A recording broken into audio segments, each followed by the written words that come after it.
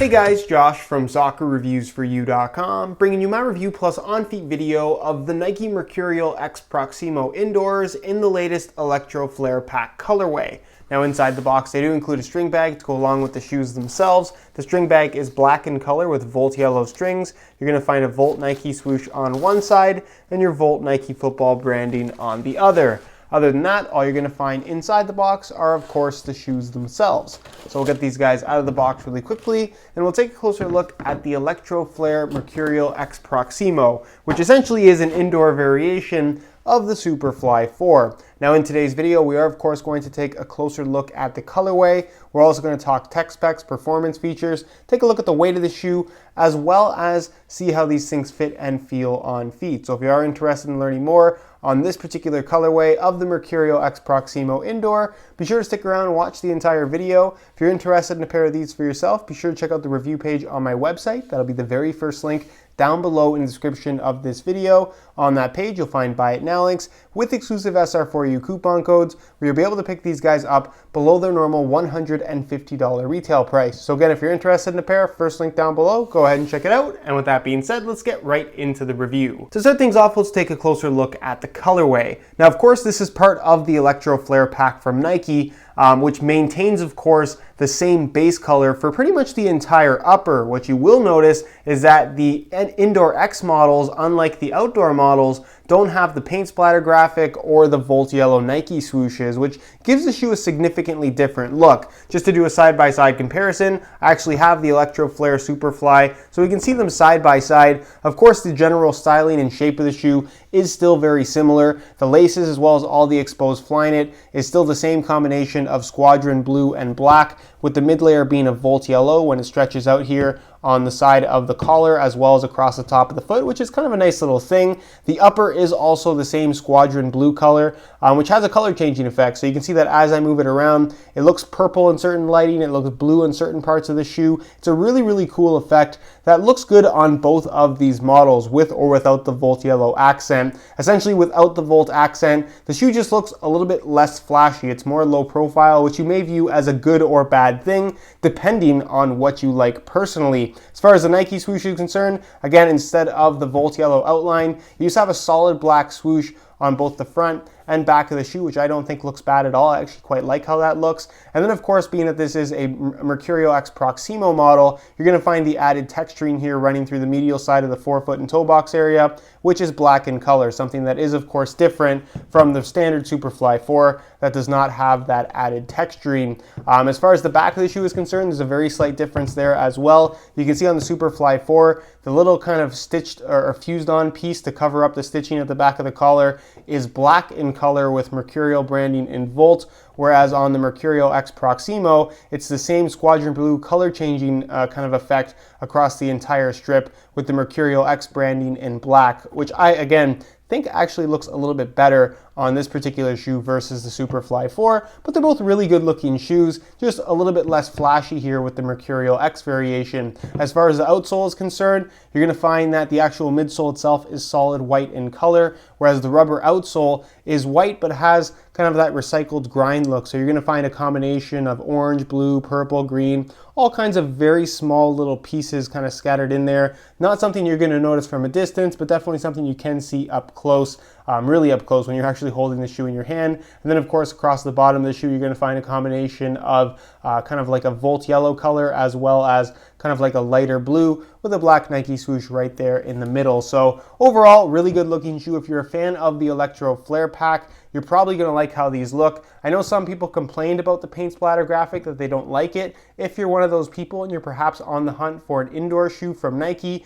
you can get that same color effect, the color changing look, without the paint splatter in any of the X models from Nike, including the MercurialX. So let me know your thoughts on them down below in the comment section. Do you like how these look? Why or why not? And with that being said, let's move on to the tech specs so we can learn a little bit more about the overall performance. As far as performance is concerned, the MercurialX Proximo is an absolutely fantastic shoe. To make things very, very simple, If you like the Superfly 4 and you want an indoor variation of that particular shoe, this is what you want because it more or less has the exact same upper. The upper features a Flyknit construction, more structured in all the areas that have the Nike skin covering and more elasticated in all the areas that aren't covered in Nike skin, so the exposed parts across the top of the foot as well as in the actual collar. You're going to find that the more structured area does have an internal fused on support cage that I can't show you, but I can assure you is actually there. That along with Brio cables that are in the actual Flyknit material itself that run from the base of the sole into the lacing system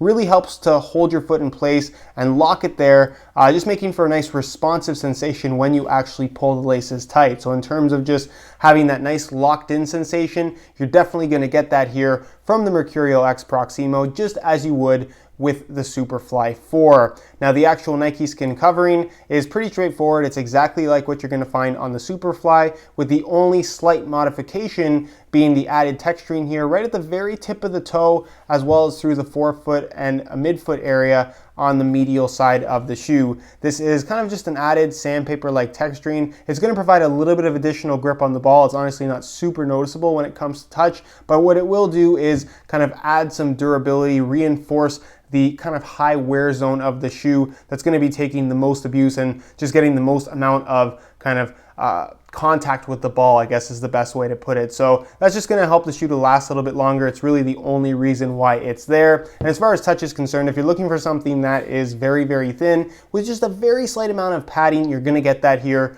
from the Superfly 4. The only reason it really has a somewhat padded sensation is just because it is a knitted material, which is somewhat soft as kind of a final product. Laces run through the middle of the shoe, as I mentioned. The mid-cut design of this shoe is something that a lot of people have misconceptions about. It actually offers no performance benefit whatsoever. There's no ankle support here. It's not going to make you run faster. It's not going to really do much of anything. The only reason why it exists is, one, it has a cool look, and a lot of people seem to like the look. It's one of the major reasons why the mid-cut models from Nike have been doing so well. And the second reason why it's there is to provide a certain feel. It changes the feel of the shoe. It gives you more of a kind of seamless transition from your ankle or your leg onto your foot, where it feels like the shoe is part of you as opposed to something that is strapped to your foot, kind of like a sock. That's the idea behind the knitted concept from Nike, and of course the mid-cut design of all of these new Flyknit shoes.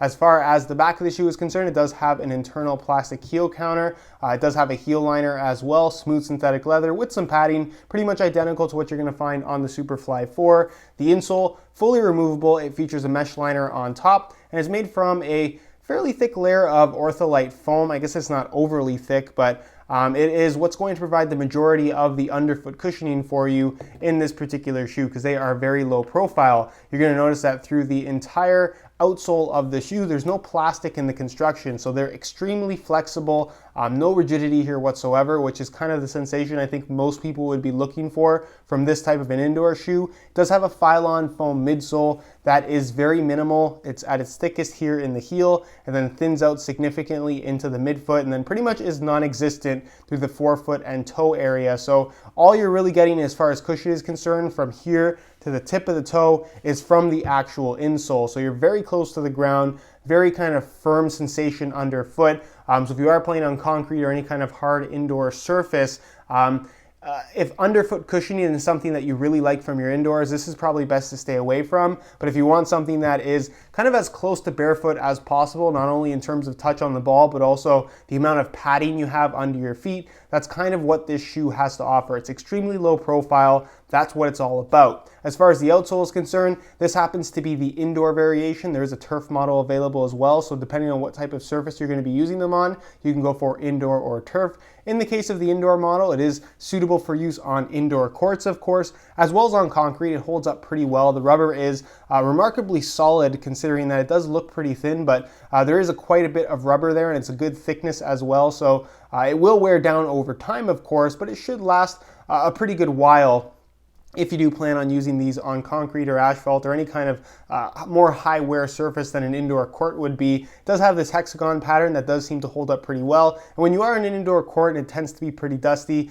as long as you're wiping the sole of the shoe with your hands every once in a while, you shouldn't have too many issues as far as traction is concerned. They seem to perform pretty well on any type of hard flat surface. And what's also nice about the outsole is it extends here as a lip through the forefoot and toe box area, pretty high up, so it protects the kind of bond between the upper and the actual outsole itself. So sole separation is something that is pretty unlikely with this particular shoe. So they seem to hold up in the long run as long as you're using them on indoor courts or on hard concrete, the intended surfaces for this particular shoe. So that's pretty much it in terms of what they have to offer performance-wise. And with that being said, let's move on to the weigh-in portion of the video so we can see how lightweight these guys are. In terms of weight, the MercurialX Proximo is pretty light for an indoor shoe, especially one that feels as solid and responsive on your feet as these do. Now, of course, it does have the same upper as a Superfly 4, but they're not going to be quite as light as the firm ground variation of that shoe. So I'm going to weigh this pair for you today in real time so we can see exactly what the weight is.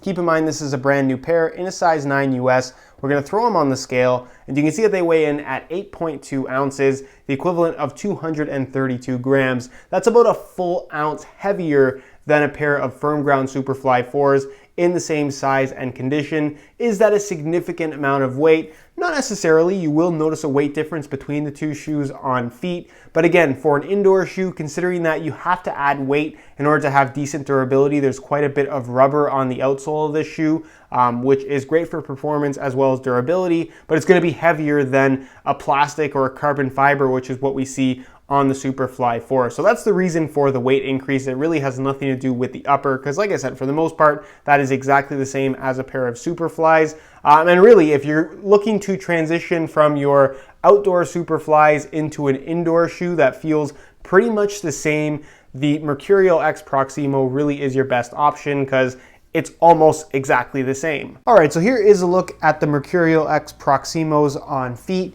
On my left foot, I have the stock laces that come with the shoes. And on my right foot, I have a pair of turquoise reflective SR4U replacement laces. If you're interested in a pair of replacement laces for yourself, the website to go to is www.sr4ulaces.com. You find a direct link to that website down below in the description of this video. Now, in terms of how these things fit and feel on feet, the general feel of the shoe is very similar to that of the Superfly 4. Underfoot, it is a little bit different just because you're sitting on a softer, more cushioned kind of insole, and of course a rubber outsole that really doesn't have much structure to it. It's a little bit more flexible than what you're going to find from a standard firm ground Superfly 4. But like I said, the general feel of the upper is very much the same. It's a similar shape, and it just has that nice tight kind of mercurial high-end fit that you would expect from a high-end pair of Mercurials, which is kind of what these are.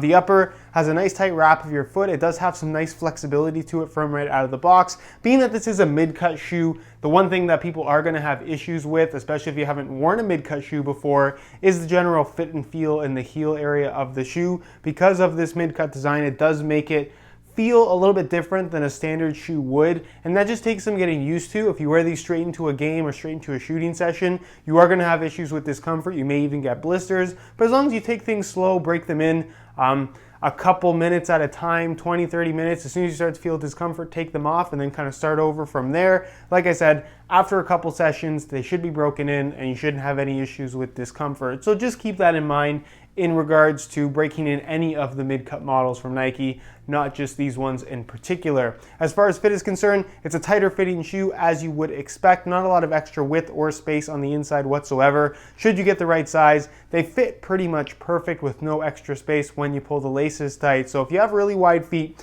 probably not the best option for you. And also keep in mind that these things don't really stretch either. The way they fit from right out of the box is the way they fit for their entire lifespan. As far as sizing is concerned, I'm wearing my usual size 9 US here, and the fit and the length is absolutely perfect. So if you are looking to order a pair of these for yourself, I would strongly recommend going true to size in order to achieve the best possible fit. All right, guys, that is it for my review of the Nike MercurialX Proximo in the Electro Flare Pack colorway. If you guys are interested in more info on this shoe, be sure to check out the review page on my website. That'll be the very first link down below in the description of this video. On that page, you will find buy it now links with exclusive SR4U coupon codes where you'll be able to pick these guys up below their normal $150 retail price, as well as high quality images that I took myself of this exact pair to give you a better idea as to how these actually do look in person. So again, if you're interested in a pair of these for yourself, first link down below, go ahead and check it out. If you have any questions at all regarding the MercurialX Proximo, leave them down below in the comment section. I definitely will get an answer out to you. If you enjoyed today's video, found it helpful and informative, be sure to support it with a like. Subscribe if you haven't already for daily videos on all the latest and greatest soccer gear. You can find all my social media information down below in the description as well. And other than that, guys, hope you enjoyed today's video. And as always, thanks for watching.